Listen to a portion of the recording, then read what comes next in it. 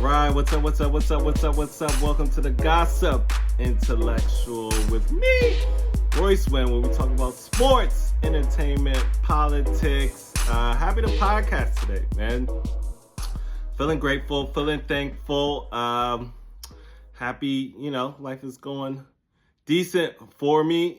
Every day it's just we're waking up to tragedy, crash. What is Trump doing? Nothing. Making things worse. Has he made anything better as a president?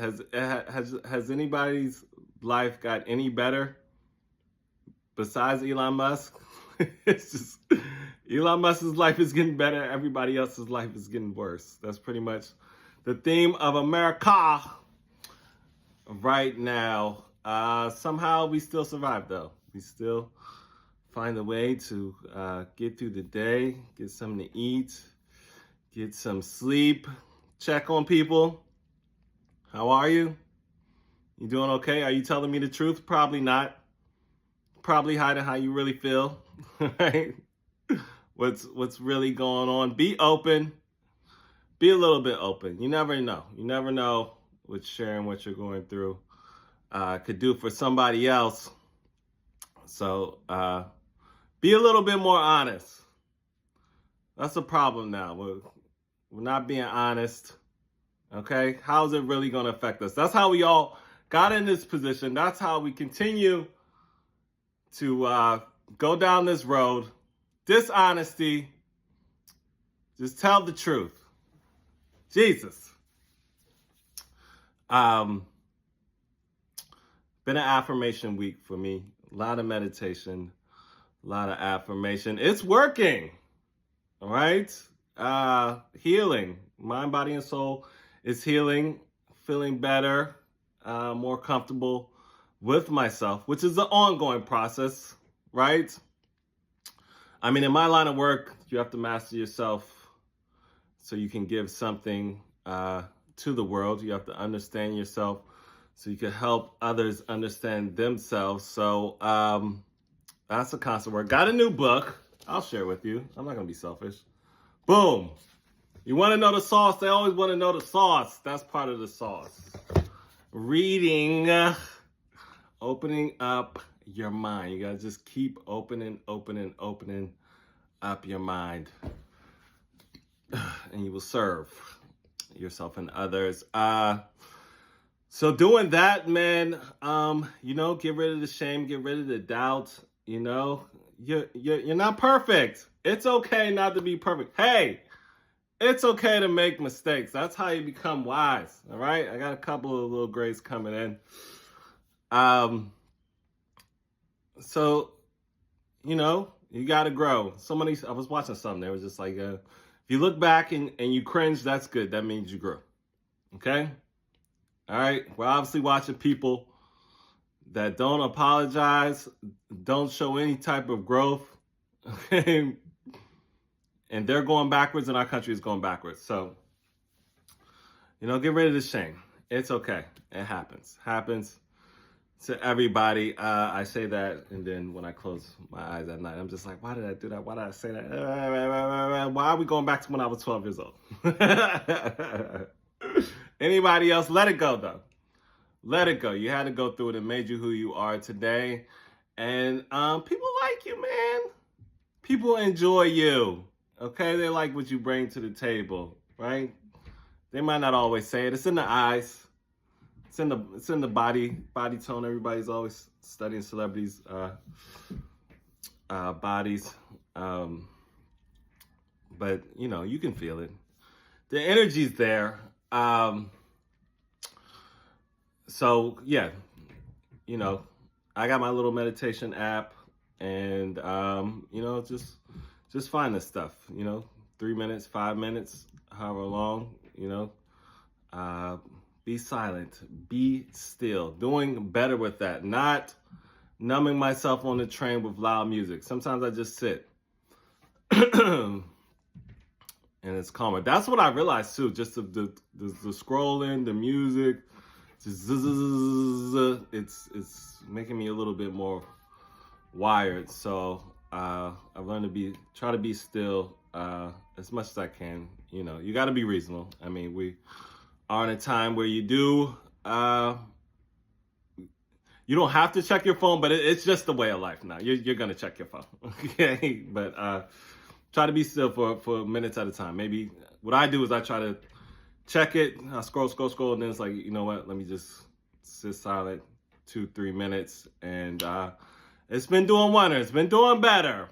Clear it up. Right?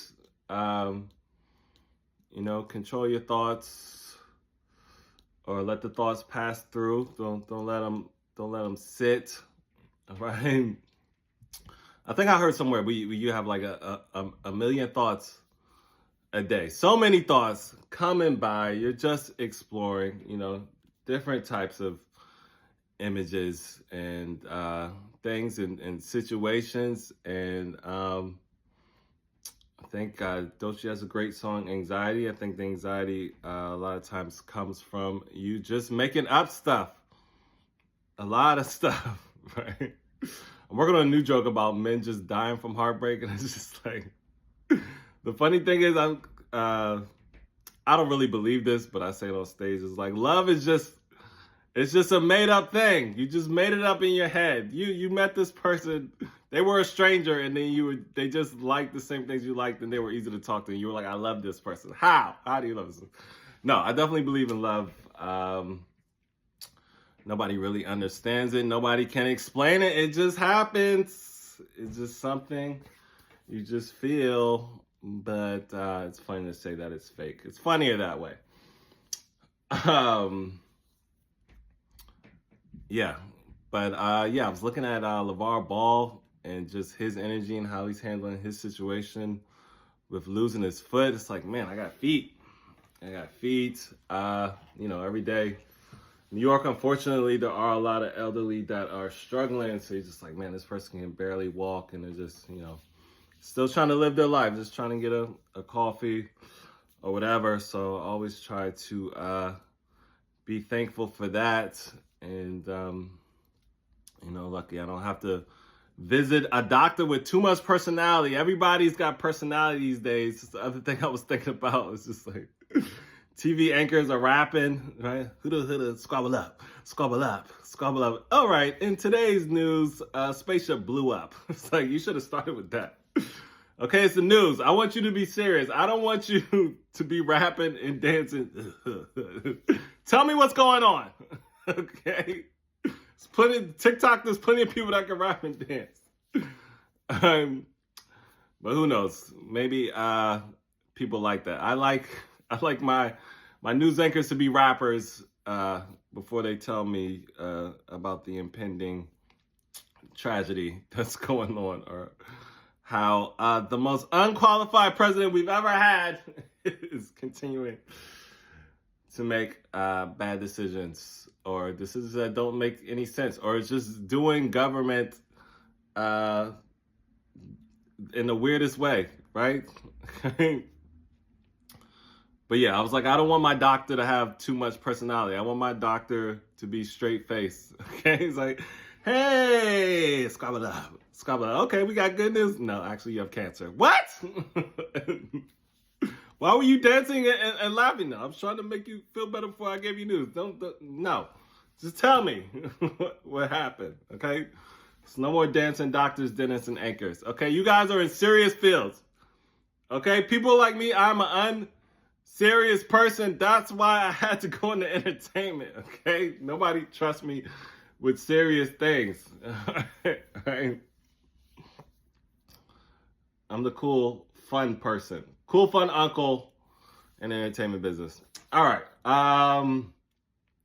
So there. Shared with you what I'm going through, what I'm thinking about. And now let's go and try to figure out what the President of the United States is thinking about with these tariffs. Okay, so Trump's nickname should be Tariff Tough Guy, because he just tries to be tough with these tariffs. But he doesn't know what he's doing with these tariffs. And the thing that that annoys me is he just, this is his only plan. He's just like, we're gonna tariff and then everything will be good. It's like, okay, anything else? Is there any other idea that you have? No. Because he tariffed. And he was like, you know what? We're not going to tariff. We're not going to tariff. We don't need to tariff. And then he's like, we're going to tariff again. And now he's like, we're going to delay the tariff. We're going to delay the tariff. And he's just trying to live up to Teflon Don. But it's not working because, like I said before, these are real presidents, okay? They know the ins and outs of government and how it works, and he doesn't, okay? He's just a popular dude. That's all he is. And somehow in this country, we like popular more than intelligent, so he got elected to office. He really just wants to party and golf. It's like, just go party and golf. That's what you like to do, and then come in and say something funny. That's what you do. He said at the end of his argument with Zelenskyy, this will make for great TV. The president of the United States said that. Okay? You're the president of the United States. You don't want to be on TV. you want to just do your job, sit in the Oval Office, take phone calls, handle business, and then go golfing. He's like, I want to be on TV looking tough. Can we set that up? So they're talking to Zelenskyy like two drug dealers that didn't get their money yet. Where's our 350 mil? Did you apologize for not giving me my 350 mil? Where's my 350 mil? I've been getting shot at because the Russian president keeps making treaties. We don't care about that. Give me my 350 mil.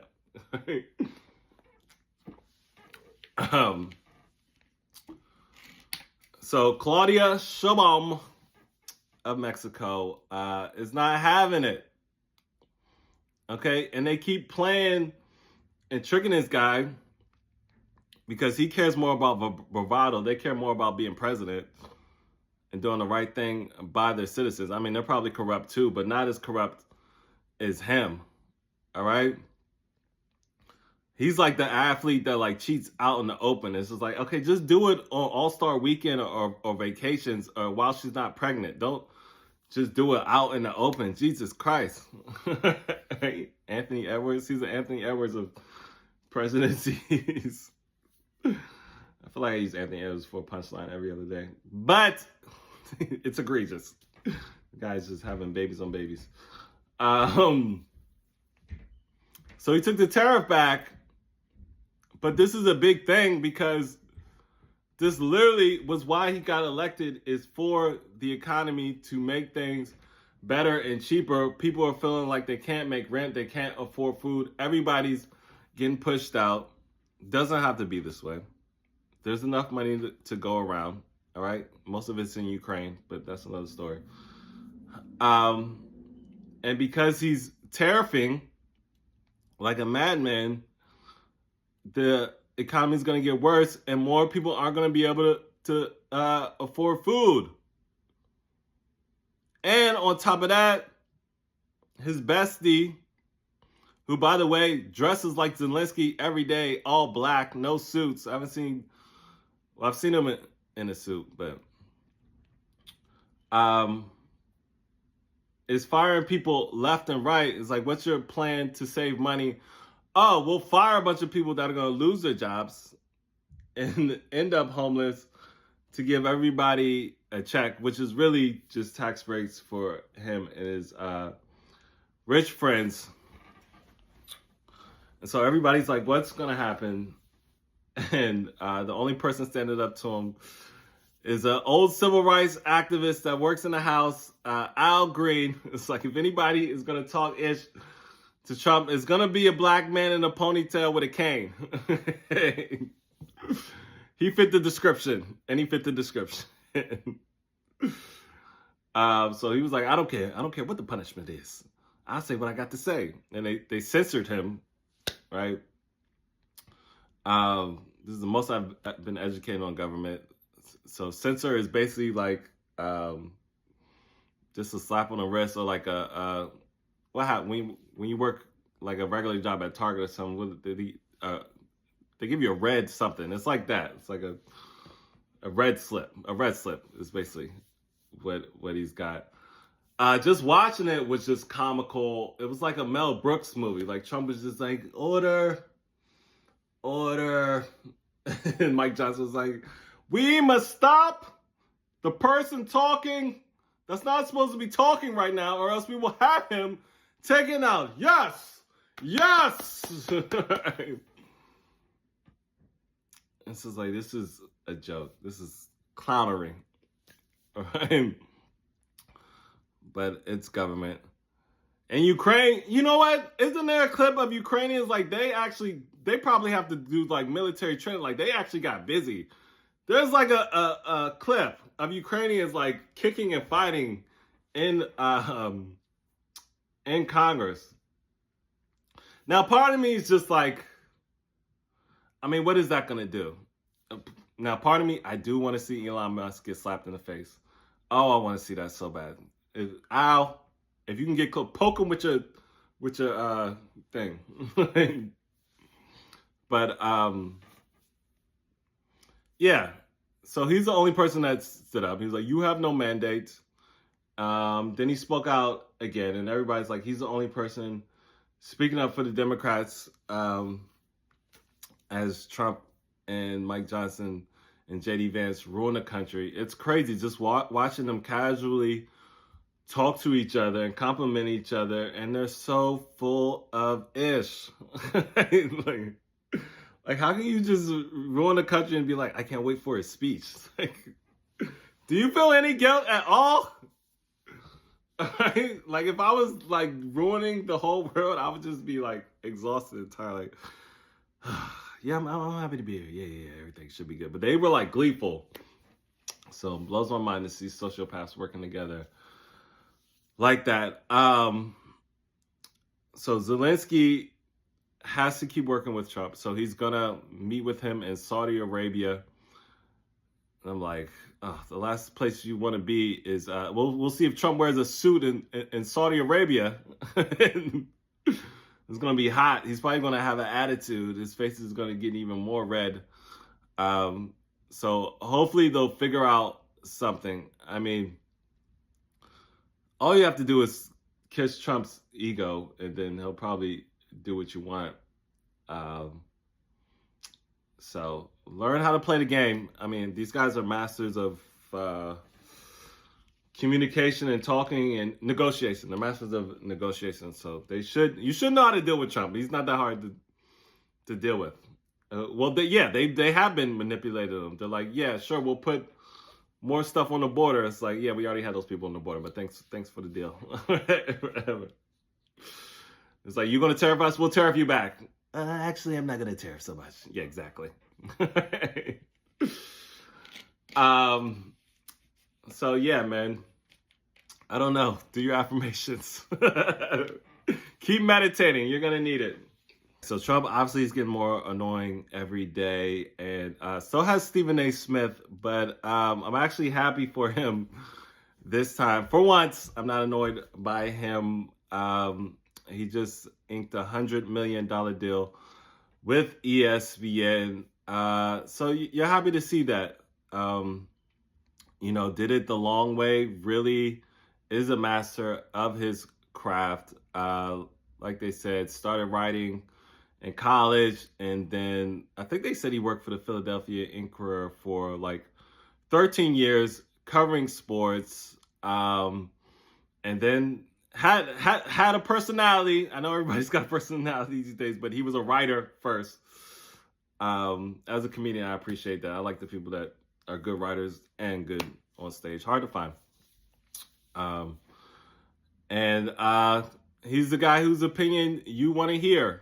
And so they knew that, and they didn't want to see him anywhere else, I guess.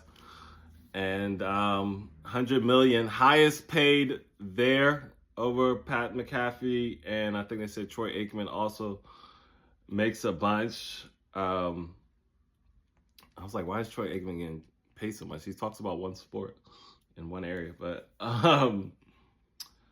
shout out to him, man. Trailblazer in the field. So I think he's working on a production company. So as DEI is going away, you're happy to see him do that, and hopefully he'll give opportunities to up and coming sports journalists who are hungry and really love talking about the sport and are going to be great. So hopefully he finds the next Stephen A. Smith and becomes the Jay-Z, the Rock Nation of ESPN sports, and stops talking about politics. I don't know. Politics is pop culture.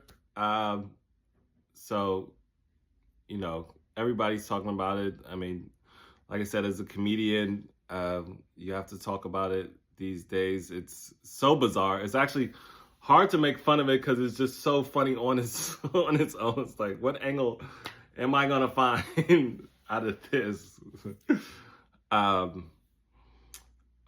But yeah, he seems to be leaning conservative and likes to take up for the conservative side really fast. It's like he's always just right there. Boom. Who's there? Stephen A. Smith talking for the conservative view on things. And it's always on Sean Hannity. But outside of that, great sports commentator, fun to listen to. Kind of like a Drake.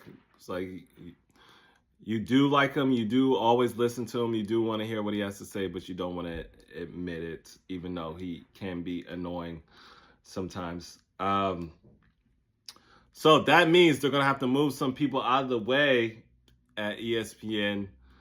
And Charles Barkley threw some shots at ESPN, at Kendrick Perkins, over a Lakers take. I don't understand why people are beefing over a Lakers take. So Kendrick Perkins, what did he say? I forgot what he said. You can look it up. But basically, Charles Barkley was like, you know where to find me. I'm not hard to find. I'm on TV every day. And he's like, we'll be over on that network next year. Them fools talk about the same thing every day. Lakers, Golden State. Yeah, because it makes them money. He's not wrong. But they're going back and forth. I know Stephen A. Smith is cool with Kendrick Perkins, so we'll see what happens with that. But that did annoy me, just watching everybody being like, I think it's the Lakers now. It's like, dude, relax. But I get it. You're on TV, you got to say something. And it's got to be interesting and provocative. So the take now is the Lakers are great. But we were wondering to see how Luka and LeBron were going to play together. And it's been working. But it's working now because people don't know how to guard it yet. They haven't had enough time to study it. So will it work, another month from now when they've learned the habits and learned you guys' offense and start to figure out what you're doing. So we will see, but everybody loves Boston, Cleveland, and Oklahoma. But I think they're saying Oklahoma's pretty young. And Lakers haven't been battle tested last night. They came back and beat the Knicks last night. I went to sleep. It went into overtime. But that was a fun game to watch. For the time I was awake, I was like, I'm a little tipsy, and I've been writing and performing all day. I'm going to sleep. So then, the big news today was LeBron approaching Stephen A. Smith, had his little Will Smith moment, and said, keep my son's name out your mouth, right? LeBron, keep my son's name out your mouth, right? The one time I wasn't laughing, LeBron actually did look scary then. So shout out to Stephen A. Smith. When you get yelled at by your boss and then you gotta go back to work. So Stephen A. Smith looked so serious today. What I was talking about was him, really. I wasn't talking about his son. I will not repeat the things that he said to me because we will get fined by the FCC. So they said behind closed doors, LeBron's always mad at Stephen A. Smith. He said they're not that cool. He said they're basically on a high and by basis. And I think he said on his podcast they got mad when he said Jordan was greater than LeBron. So behind closed doors, LeBron and goddamn, what is his agents? Rich Paul throw little temper tantrums when you don't say LeBron's the greatest or you criticize his son. Now, they knew this was coming, okay? But I do see both sides, okay? And what people were saying was, it was kind of the way Stephen A. Smith said it. It was a little rude how he said it, but he has to say it that way. He's on TV, all right? He's got to be provocative, got to be interesting. But he was like, as a father, why do you keep doing this to your son? Okay, now if you hear that and you're a father, you're gonna be mad. Okay, if you're not LeBron, you're like, what? Don't talk about my fathering. Right? Let me talk to you for a second. You worry about your fathering, okay? But as analysts, you're annoyed. We're all kind of annoyed, right? We're not all annoyed, but it's just like, why is this kid's in the NBA because of nepotism? Some people like it, some people don't. I don't really like it. And Stephen A. Smith said he should be in the G League. Now, you put your son in this position, which you knew was coming, okay? He's in LA on a team with you, and it's obvious that he got drafted because of you. You're putting him in the fire of fires, okay? You know, sorry to bring up fires with LA, but you threw him out in the ocean with no suit. Okay. So yeah, he's gonna be under a microscope. Y'all knew this was coming. I didn't think it was a good decision. I'm like, just stay in college.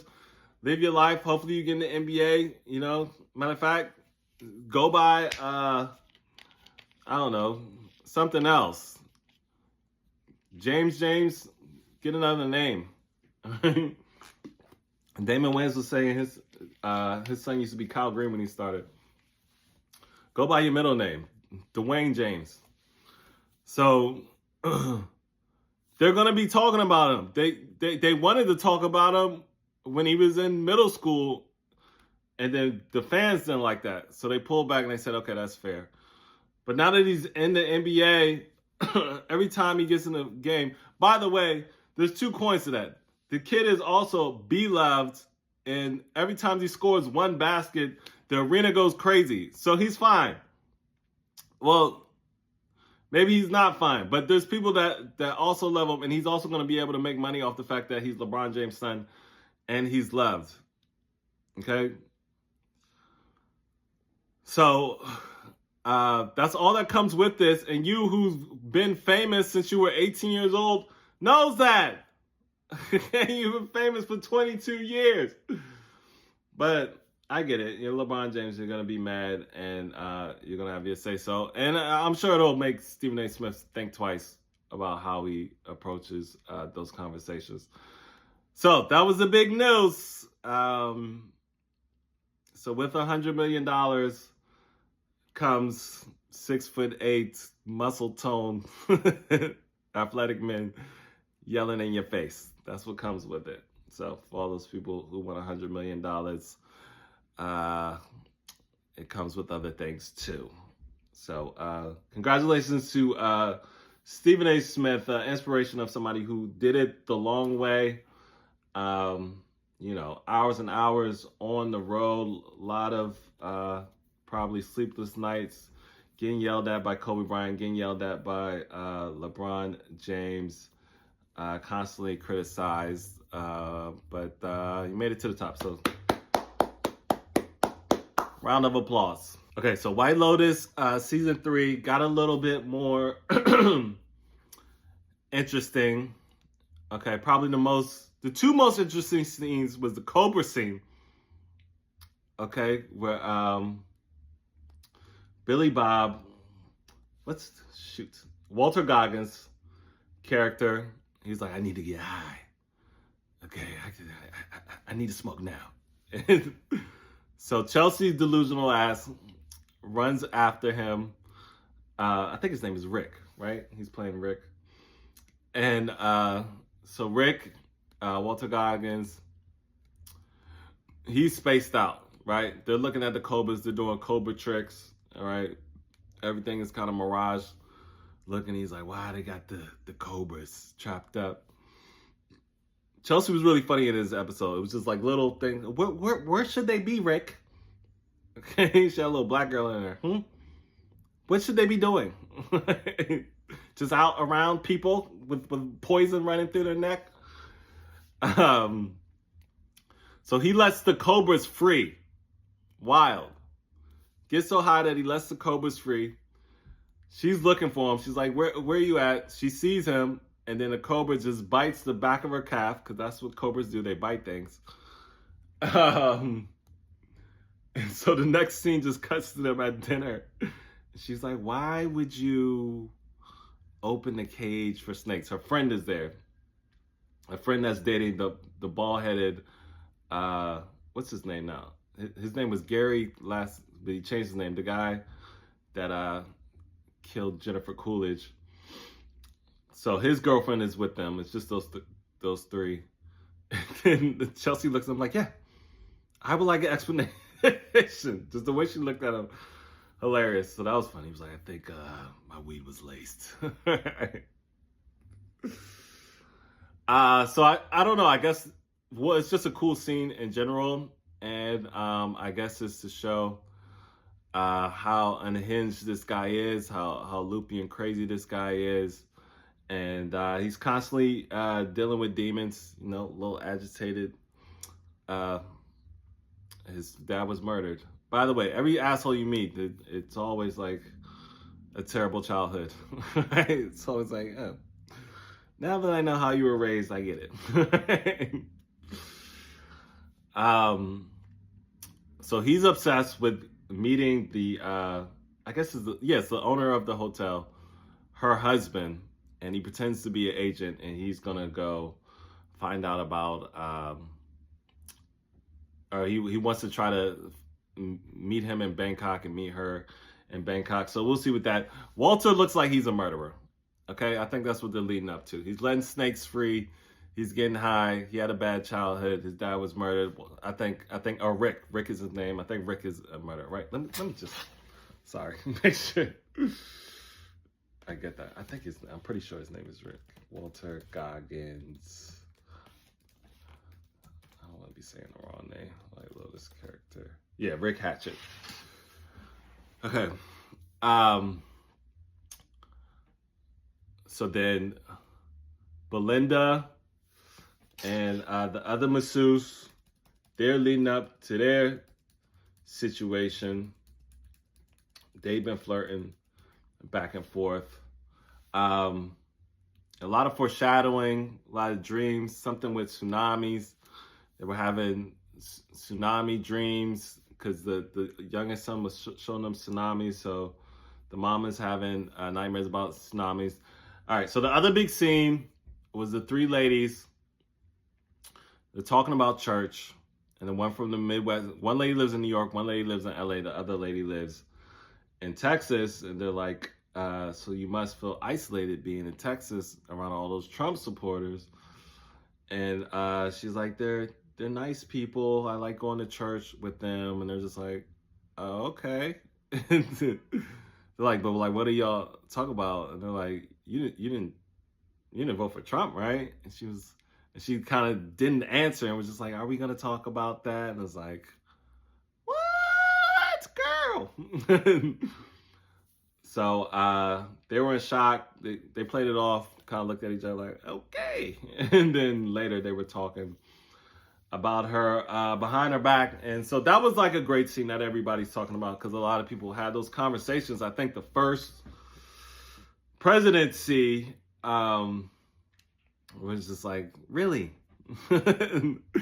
That's how you see the world. Like, we grew up together, we did the same things, and this is how you turned out. Interesting.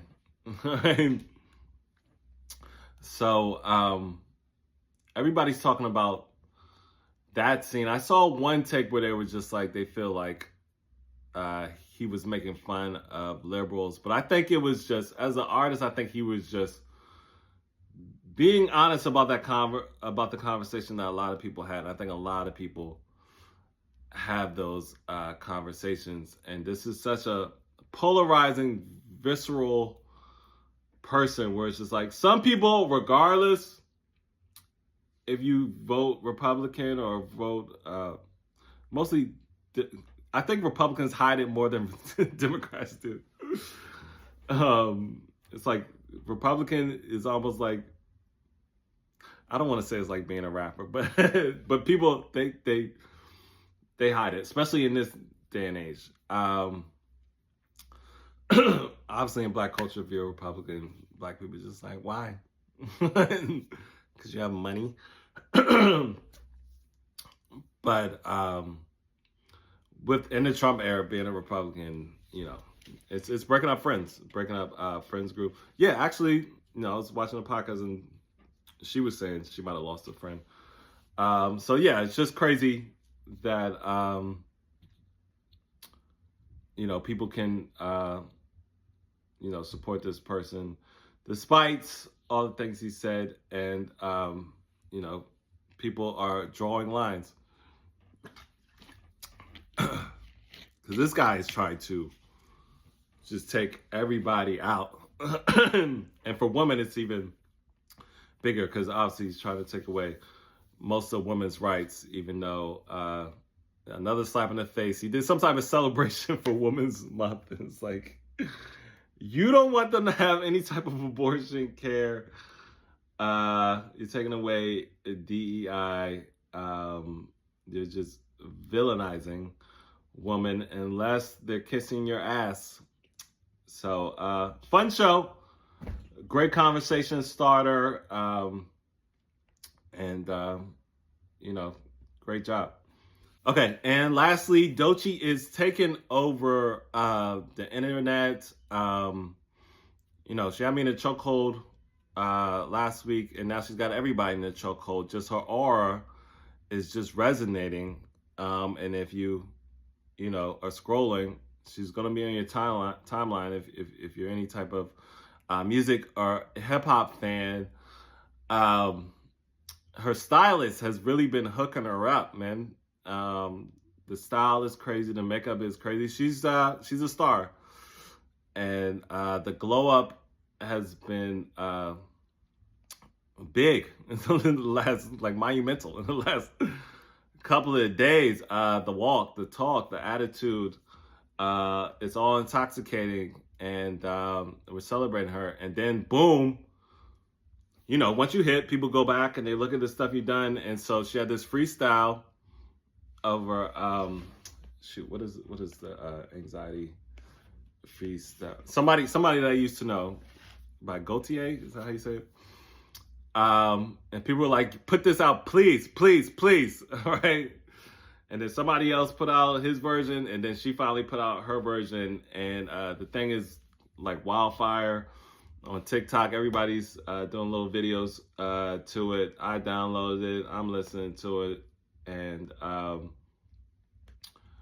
that song is everywhere. And now she's just doing everywhere, doing live. She was in Paris. They had to hold her up. She's walking through the public. And I mean, she just put out like an album that wasn't really an album in one. And that's it. Like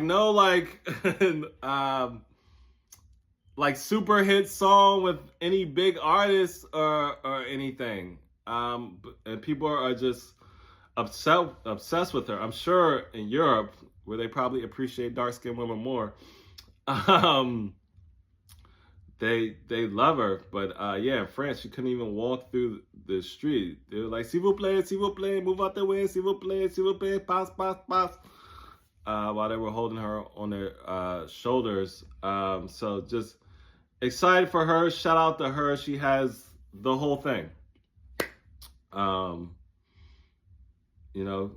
And has been honest about her demons and her past, and people just love her. They love her. They're obsessed with her. So check her out, man. I think I was listening to Mark Maron. He was like, "What song is gonna get us through this?" And I think she might be the answer to whatever is going on with your day. I think sometimes people show off a little too much and it's not as interesting. I mean, that's the conversation we're constantly having. People just want to see kind of regular people doing their everyday things. So she's got a good mix of just that star quality, but just the everyday, around the way girl. And fun to watch her. I'm a fan. And that's it, man. Hope you enjoy the podcast. Hope you enjoy your day, enjoy your weekend. Warm weather is coming. Hang in there. Okay, it seems worse than it is, right? And do your meditations, relax, read a book, take some time to yourself, get away from the world. All right, have a good day. This is Royce Wynn for the Gossip Intellectual Podcast. Bye.